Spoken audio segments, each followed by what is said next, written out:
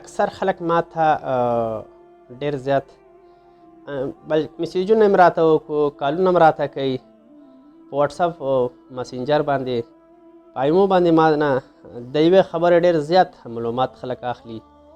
یعنې ډېر زیات ما ته وایي چې آیا موږ خصوصا په رمضان ماه رمضان چې کومه موږ او تاسو باندې راغلې وه او موږ او تاسو باندې تېره شوه، وایي خصوصا په هغه کې موږ عبادات، تلاوت، ذکر، اذکار کولو، خو موږ خپل دعاګانې کولې زموږ دعاګانې نه قبلېدې.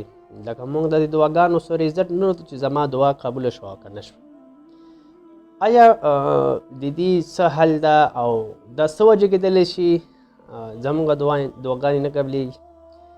مسلمانانو حدیث مفهوم د نبي علیه صلات وسلام حدیث شریف کې راځي او داسې شان دی فرمایي چې الله رب العزت د درو کسانو دعاګانې نه قبلوي. دغه درې کسان چې کومه یې که دا عبادت کوي، تلاوت کوي، چې هر څه کوي، الله رب العزت د دې انسان دعاګانې نه قبلوي.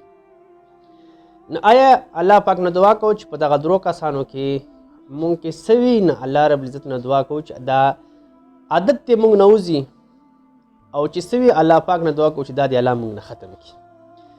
مسلمانانو اول الله رب العزت فرمایي چې د چا په ګېډې کې حرام خوراک وي، حرام لقمه پرته وي، حرام رزق پروت وي، نه د دې انسان که څومره هم د جاړي او څومره هم د دعاګانې کوي د دې انسان دعاګانې نه قبلېږي.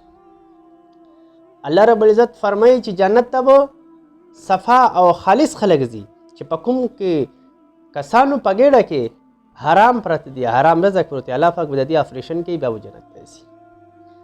مسلمانانو دویم هغه کس چې دروغ ډېر وایي، په هرې خبرې کې د هغه دروغ وایي او دروغ کوونکی انسان، دروغجن انسان هم دعا نه قبلېږي چې خلکو ته دوکې ورکوي، قسم قسم خبرې کوي، الله پاک د انسان هم دعا نه قبلوي.